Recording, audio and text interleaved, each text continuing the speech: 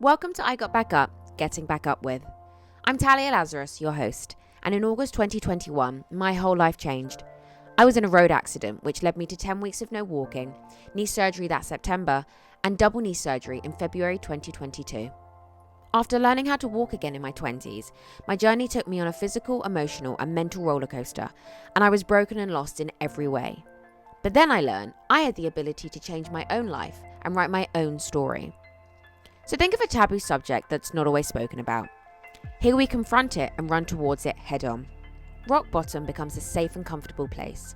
Rising from the ashes, taking control of your life, and showing up to your fears takes something extraordinary. The hardest step is the first one, but once you take it, you're already one step ahead of yesterday and one step closer to everything you have ever dreamt of. June the 12th, 2019. We were travelling to Joshua Tree and we were struck by a drunken high driver going 90 miles an hour and Ruby and Hart were killed in the back seat, explains Colin Campbell. After the sudden loss of both his teenage children, Colin and his wife's lives were destroyed. Finding the words, Working Through Profound Loss with Hope and Purpose, written by Colin, is a powerful account of his journey through the darkness of grief. No one teaches us how to deal with grief. So how did Colin learn to lean into the pain? How did he understand to stay engaged in life when not wanting to be alive anymore? How has his relationship with his wife changed? By sharing this terrible bond. So welcome to Colin. How are you? Good. Thank you. Thanks for having me. No, it's my pleasure. So where are you in the world? So I'm in Los Angeles. I'm in the Silver Lake area of Los Angeles. So it's a little bit east of Hollywood, I guess, and a little bit west of downtown.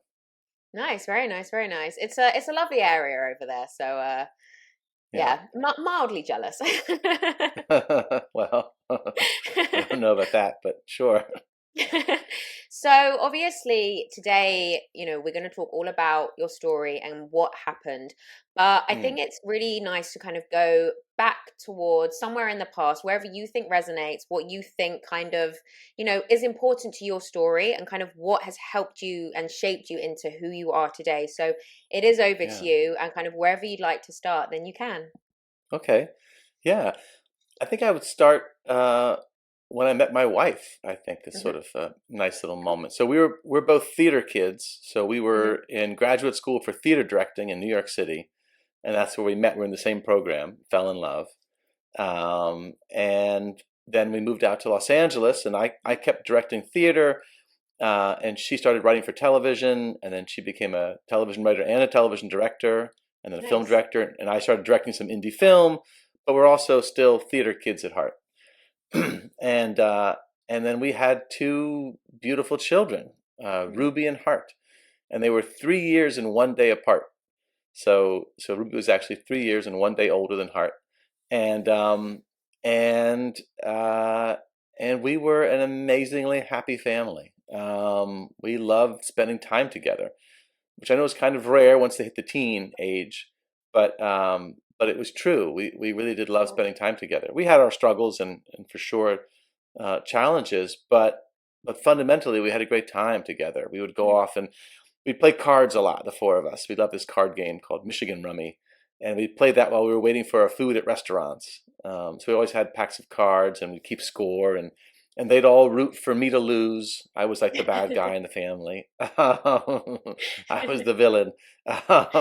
And and we loved going on adventures. We loved scrambling up rocks and traveling together and swimming in the ocean. Yeah. Yeah, it sounds lovely. And it's really nice for you to kind of obviously look back on that. And I quite like when you said about the playing cards at the table, and there's always someone that's a villain, isn't there? There's always somebody that you want to lose when you're playing a card game, and you will gang up on that person. Yes. Yeah, Ruby would keep score often, and so when I got a bad score, she'd make a little smiley face on my score. Or if I was doing really well, she'd put a little frowny face inside my score. Oh no, Yeah. I like that. I like that. It's funny because I feel like a lot of people do that. So it's nice when you hear other people do things like that as well. Yeah. Um, and then obviously, where has everything kind of taken you from that? Yeah. On June 12th, 2019, we were traveling to Joshua Tree, and it's a sweet little town about 2.5 hours east of Los Angeles. It's in the high desert, so it gets very hot, but it's in the high desert, not the low desert. It's a little different, the Mojave, and we love scrambling on those rocks. So Joshua Tree National Park is this enormous park. It's the size of Rhode Island, for you American people who know how big Rhode Island is, but it's an enormous park, and it has all these amazing rock formations that are so fun to climb up, and you can get amazing vistas. And we were on our way there, and we were struck by a drunk and high driver going 90 miles an hour in a 50-mile-an-hour zone. And Ruby and Hart were killed in the back seat. So Ruby was 17 and Hart was 14. And for my wife and I, Gail and I, our lives were destroyed, quite simply, and we were lost. We were lost, and in such immense emotional pain that it's just hard to fathom. And before the crash, I had no idea the depths of pain one might feel, emotional pain. And so since then, it's now close to 4 years, coming up a fourth year anniversary of the crash.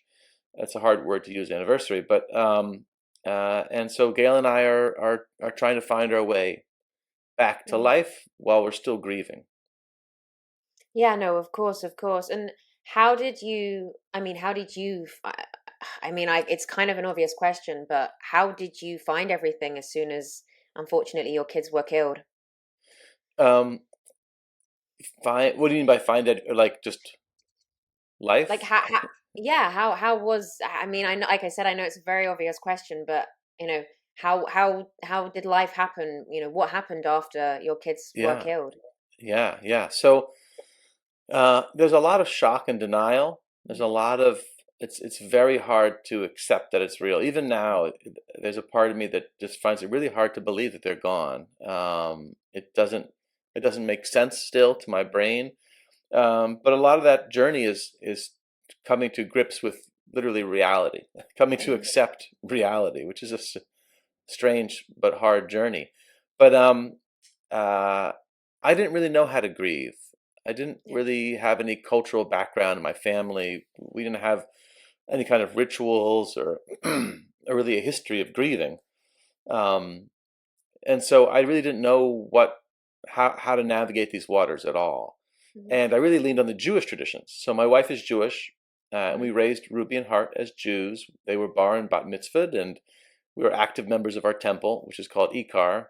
That's the name of Mhm. our temple in Los Angeles, and it's an amazing temple. It's very oriented towards social activism, Mhm. and it's an amazing, beautiful community of people who really came together to help us in this moment. Um, uh, and and the Jewish traditions of grieving really taught me, in a way, practical steps. I'm not religious. I don't believe in God, so I'm in just for the community and the rituals and the wisdom. And so I really learned, like, oh, this is how one grieves. One grieves in community, first of all, and one engages with grief. So the Jewish tradition Mhm. asks you to again and again engage in your grief. You're not allowed to sort of compartmentalize it and move on. You've got to really grieve. You have to say the mourner's prayer every day for the first Yeah. year, and then on every holiday. And there's a lot of ritualized grieving, which just taught me a lot of valuable lessons about how to handle it.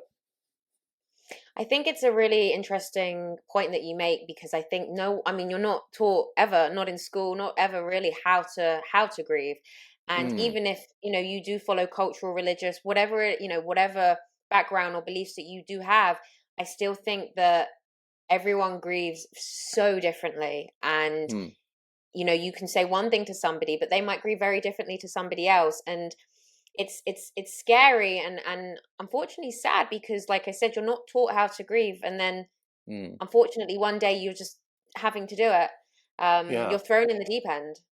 yeah. We'll all lose if we love people. We'll lose them ultimately, and Yeah. we'll all grieve over that loss. And there's a certain amount of pain that comes with it, healthy pain of loss, and it's unavoidable. or you can try and avoid it, but it doesn't go well. So, Yeah. but yeah, to your point about not being taught how to grieve, I found now when I watch films and television, so often the characters are shown avoiding their grief. They're Yeah. not actually grieving many times; they just avoid it. And so it's very rare that you'll encounter in a movie or a television show somebody actively grieving as opposed to just bottling it up, or Yeah. drinking. There's a lot of people getting very drunk. That's how they show grief. That's the shorthand for a grieving person. They're drinking, and Yeah. it's like, well, no, that's actually avoiding their grief. Yeah, you're right, actually, you are. And I've seen a couple of things recently, and I have thought when I'm watching it that there's a lot of alcohol, especially in certain scenes. And you're Mm, right, you, when you do things like that, you're not facing it, you are avoiding you're it. numbing. And unfortunate, yeah, exactly, you're numbing the pain and things like this. I mean, like I said, everyone deals with things very differently, but facing it is the hardest route to do. But Mm, it yeah, I mean, yeah, it's the hardest thing to do, but it can almost sometimes be liberating in a way. yes. I think it is Um, actually. I have a somewhat, I don't know if it's controversial or radical belief about grieving, which is I actually believe that we all avoid our grief in our own individual ways, but the actual process of grieving is, I think it's the same for everybody. I think when you get down to actively grieving, what are we doing? We're thinking about, talking about, sharing memories of our loved ones and our own pain with other people or with ourselves, with the world, some kind of expression of it. Um, yeah, it's essentially the same. And then we can all, some of us drink ourselves to numb ourselves, or some of us try and avoid or distract, or we all do those things in our own unique ways. But I think the actual process of grieving is really the same. yeah, no, of course, it makes sense. And then obviously, so you're an author, aren't you? Yes, yes, I wrote a Is book. that Look, I have a yeah. book here. I will show it.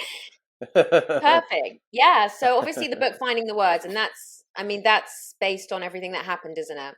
Yes, yeah. So I started writing it pretty early in my grief. It had been less than a year when I Hmm. started writing the book, and I think one of the strengths of the book is that a lot of grief books that I was reading at the time felt kind of removed from the actual active struggle of grieving.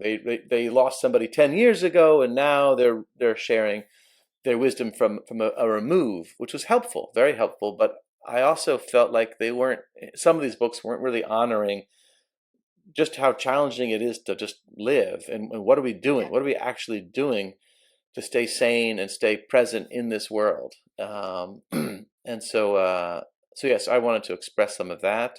And then also, I feel like, um, again, from the Jewish traditions, I learned a lot about how to grieve in community, and Hmm. specific tools for keeping my community close to me as I grieved. Hmm.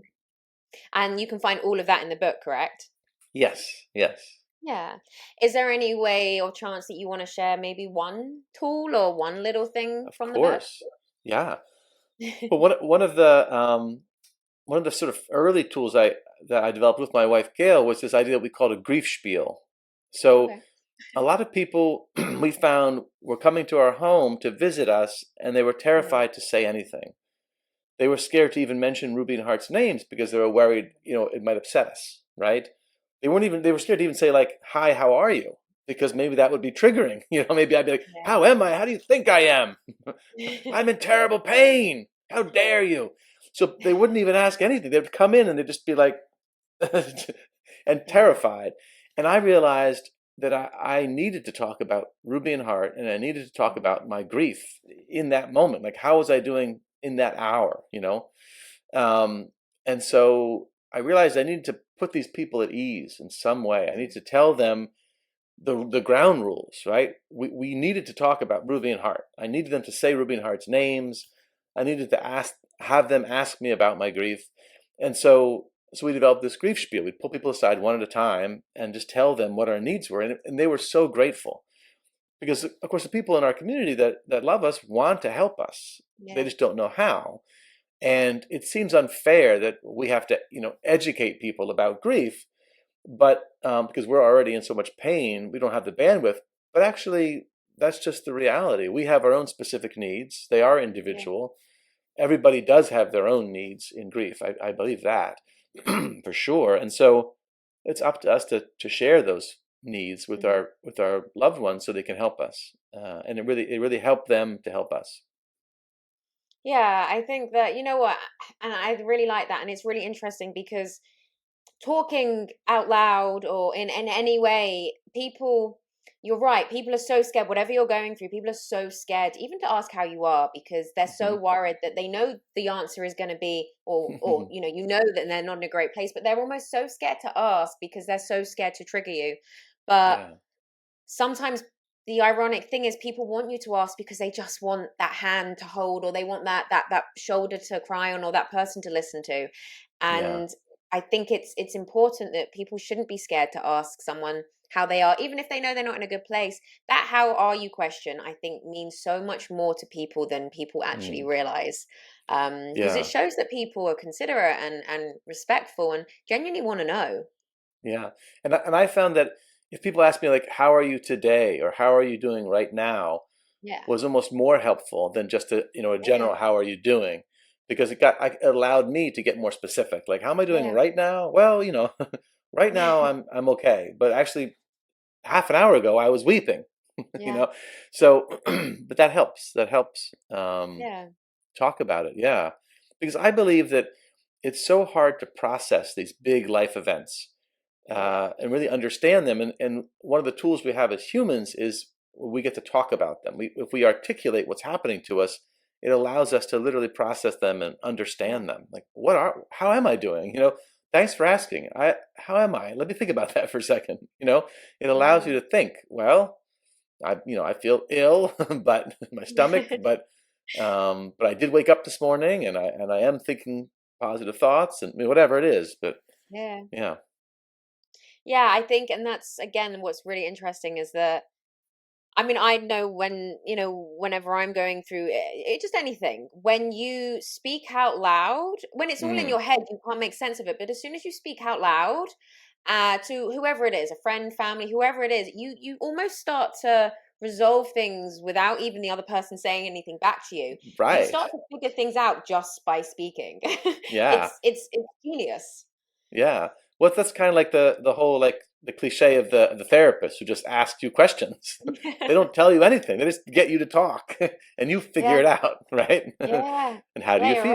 right. And how does that make you feel? It's just like, but yeah, but it's very true, I think, and it also makes things less scary. Yeah, Sorry.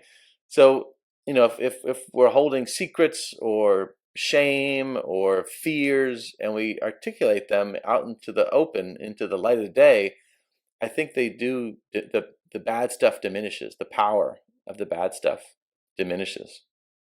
yeah. No, I agree with you. I agree. And do you find that writing this book, because when people are going through something, they do express themselves in different ways, and a lot of people do turn to creativity and art, whether it's Mm, music, writing, or painting, things like that. Do you find yeah. that writing this book so early on did almost help you in your grieving Oh yeah. journey?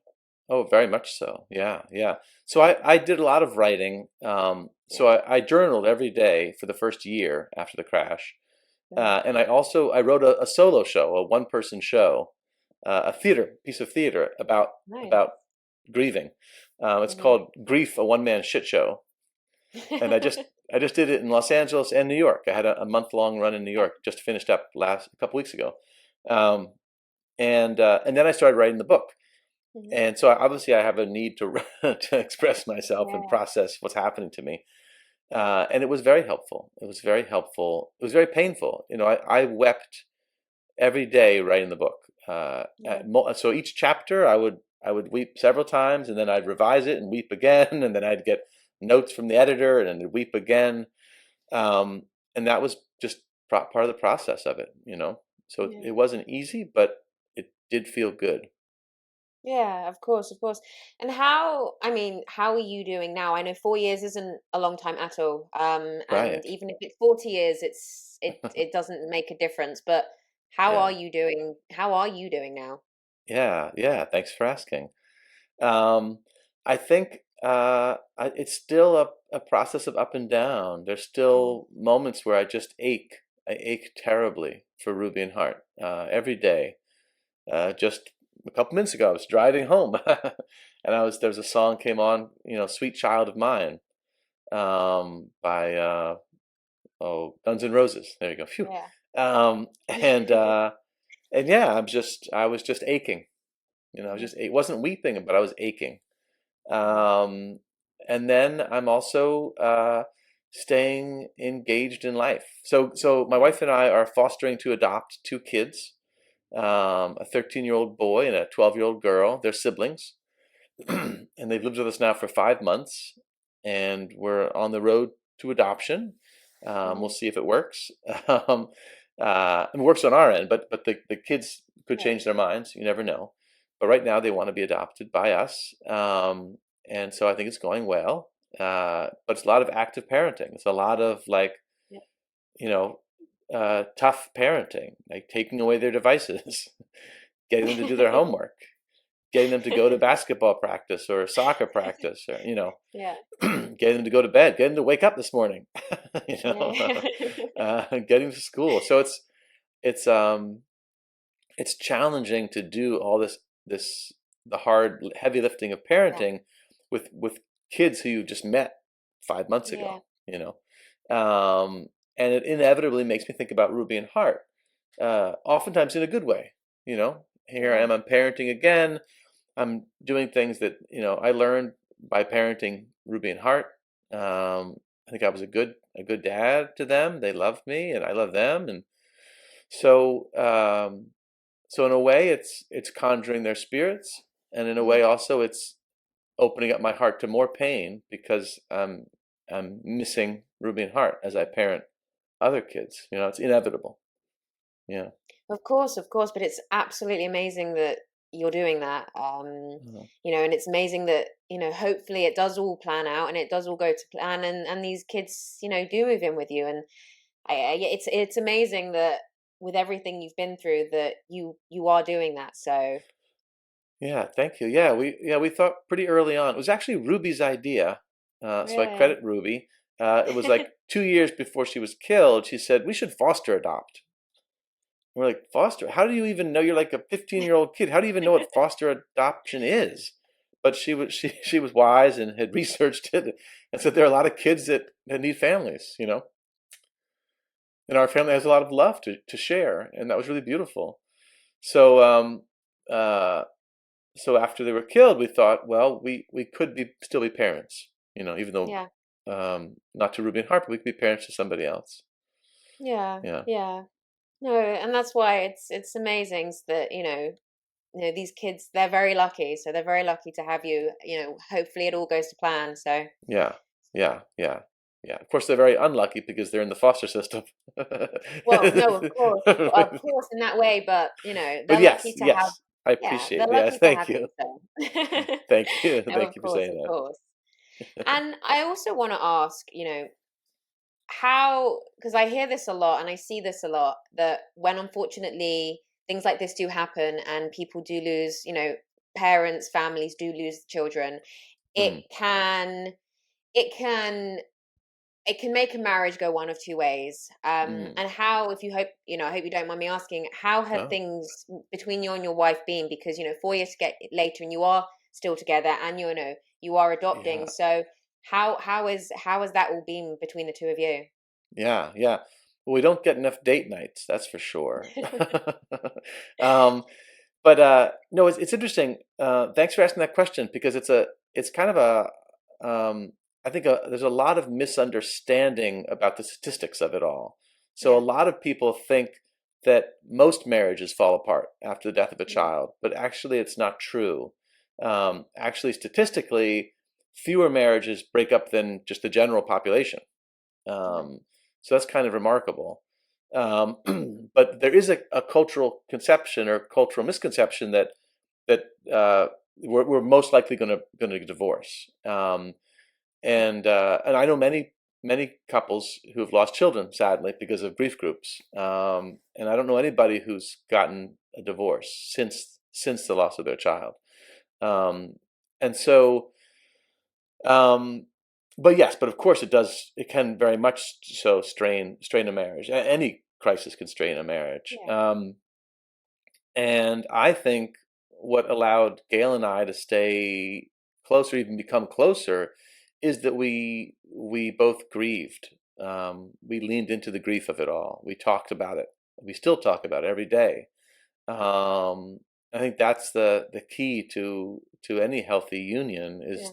is talking, being open, being honest, not having secrets, and also not trying to not grieve. Yeah. I think a lot of couples that I know that are struggling, that aren't divorced but they're struggling, is because one person doesn't want to engage as much in the grief. They say, it's too painful, and like, yes, it is painful. It hurts to grieve. There's no question, but it's so much more healthy and Yeah. helpful if you're able to open yourself up to the pain of loss. Yeah. That's a really interesting, what you've just said is really interesting because you're right. Most people assume or they think that when, parents go through that it's going to end up in divorce. Hmm. And like you said, you can see why, but more people assume that that is the way. So to hear that it's actually statistically not is, Yeah. I mean, I find that incredibly interesting. And, if there is somebody listening to this now that may be in a similar position to you, you Mm. know, hopefully that gives them a little bit of hope in the sense that, Yeah. yeah, Yeah. So what's interesting is I've been told many times, not many times, but several times, like, oh, by the way, your marriage is gonna fall apart, right? It's like, why is this person telling me this? It's such a strange yeah, impulse. Um, but so Compassionate Friends is a national organization for bereaved parents, grandparents, and siblings in America. okay, And they conducted these very large studies in uh, I think 2006 and 2009, or 2009, 2012, something like that. But and those studies found that in fact the divorce rate was lower than the national average, and half of the people who did get divorced, but only half of them cited the death of their child as an important factor in their divorce. So in other words, they were mm, already fighting, right? yeah, They were on the way to breaking up, and then their child happened to die. So it wasn't, their marriage was already had other problems, yeah, yeah, and a quarter of the respondents said that their marriages had actually strengthened since the death of their yeah, child.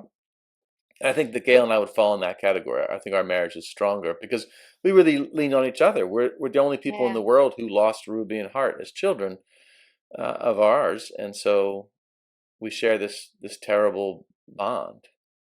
Yeah, it makes sense. And I think it's interesting as well because it's like it's like when people are going through, any kind of darkness, Mm, you can come back, whether it's in a relationship or whether it's just in yourself, you can come back stronger and yeah. stronger than before, which is, I mean, incredibly interesting. But it's nice when Mm, you then actually see proof that it's actually happening.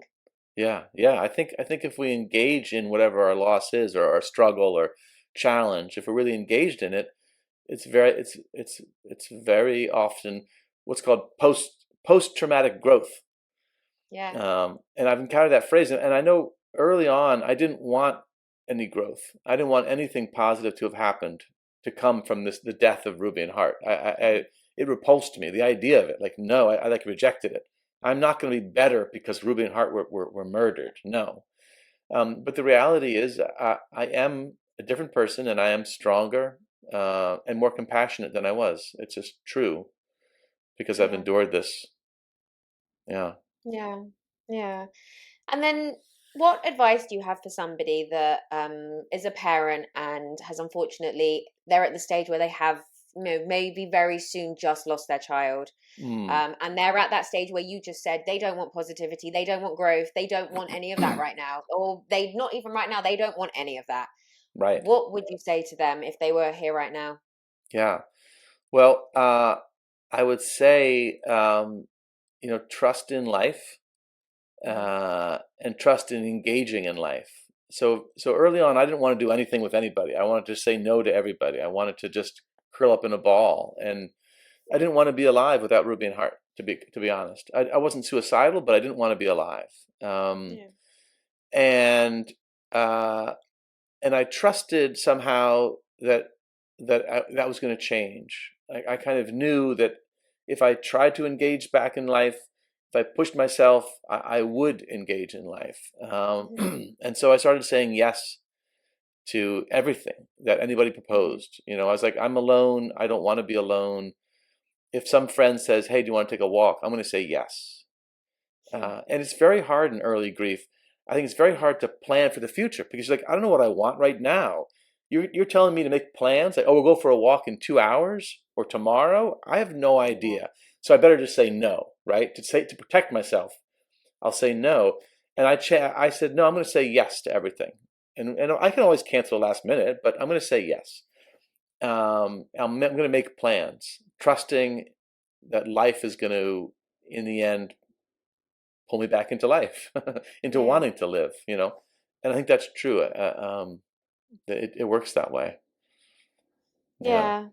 Yeah. No, it makes a lot of sense. And I think when you do start to say yes, even if you don't want to say yes, but when you do start to say yes to things that your past self wouldn't have done, Mm. just new opportunities and new, feelings and new chapters just open.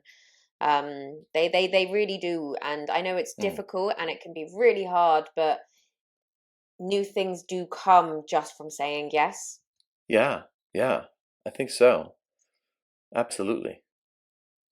Yeah. So where can people find your book then if they want to purchase it? Yes. Well, in America, it's readily available in anywhere you buy books, and you can order it online from any bookstore. But in the UK, it's a little trickier. But I do have friends who have gotten it, and then I have people Okay. who message me and like, how do I get it? I can't get your book, so I don't really know. Okay. But I mean, like Amazon UK doesn't have it, but as far Okay. as I know. But I think you can get Amazon US. You can get it. So I don't know how people in the UK get my book, but Okay. some of them do. Okay. Well, maybe I'll give a call to Waterstones and Yes, yes, yes. tell them to start putting out in their stores. So yeah, but awesome. So is Yeah. there anything else then that you want to discuss today or mention? Um, yeah, I also wanted to say about um, leaning into the pain. That's Hmm. another sort of through line of my book, which is it's similar to saying yes, but it's saying yes to engaging in the loss. I think it's so often people are frightened to feel the pain, and they say that I'm Hmm. not ready. It's too painful right now, Yeah. and I kind of feel like, well, it's not too painful. It just is painful, and it's Yeah. bearable. You can bear the pain if you open yourself up to it. The pain of loss. Yeah. Yeah. And you know what? Again, that also makes sense because leaning into the pain, you're not running from it. You're not Mm. trying to escape from it. And pain is, I mean, pain is hard. It's horrible. It's Right. not fun at It all. It's what hurts. pain is. But I mean, it's self-explanatory. But you are right. Leaning into it is one of the hardest things to do because no one really wants to ever lean into pain. Mm. But leaning into it really, again, you're right. It's like saying yes to life. It just brings about new things and changes and, yeah, opportunities in a way. Yeah. Yeah. Yeah, perfect. Nice. Well, it's been an absolute pleasure to have you on today. I've Yes. really enjoyed talking to you. Thank you. Me too. Thank you so much for having me. I love it. Thank you, Colin, for joining me. Remember, you can pick up a copy of his book, Finding the Words. We all grieve in our own ways and ache in our own ways, yet grief is a universal human experience. Sometimes people don't want to ask us how we really are. So my only question for you this week is, how are you doing now, right now, in this moment? Thank you for listening. I'll see you next time.